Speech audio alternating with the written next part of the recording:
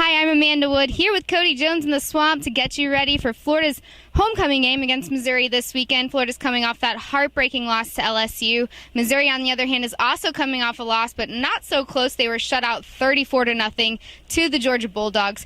Cody, they have 4 games left in the SEC East. Muschamp said this is a huge game. What's riding here and how important is it? Yeah, it's a pretty interesting scenario for Florida right now. Basically, the only team that can win out and be in the SEC title over Florida is Kentucky. I think a lot of people expect that to happen. So this is a really big opportunity for Florida to win this game, keep control of their own destiny with Georgia, South Carolina, and Vanderbilt still on the schedule. So I think these 4 SEC East games obviously are going to play a big part in this team's future and this coaching staff's future. Really, everything that is on the line for this season. So that's kind of why I think that why this is such a big game is really it's the first of 4 really big ones for this team that they have coming up in the next month or so. Right now, Florida said that they're going to be using Treon Harris and Jeff Driscoll as a dual threat on offense. Cody, what should we expect to see from these two? I think that's the biggest storyline going into this is how they are going to use this thing, because all we know really at this point is that Driscoll's going to start.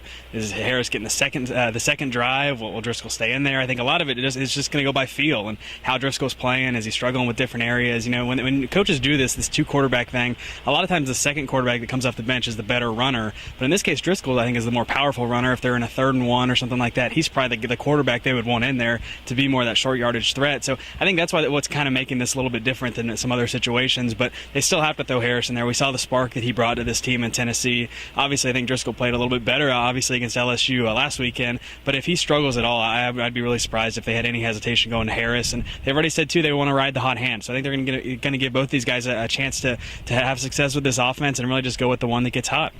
Right now, on the other side of the ball, Missouri's quarterback, Matty Mock, is coming off arguably one of the worst games of his career. He was 9 for 21 through 4 interceptions, and before that game even started, he only had 4 interceptions on the whole season. So, Cody, how is Florida going to capitalize on this Tigers offense? Yeah, that's obviously, but he's a guy that has turned the ball over. Really not. He has turned the ball, throughout his career and struggled with that last season a lot when he was being thrown in for James Franklin. So this is something Florida secondary, I think, that obviously had some issues against LSU last week. They've got to be able to take advantage of that. The defensive line, if they can get pressure on him, I think that was the big thing for Georgia too. Georgia almost lived in the backfield and was able to pressure him and made him make some throws that maybe he normally wouldn't. So if the Florida defensive line, Alex McAllister, Dante Fowler, those guys that have provided a lot of pass rush, if they can get to him, I think it's going to make life a lot easier on this Florida secondary that we saw had some pretty major issues against LSU, especially late in that game on Saturday.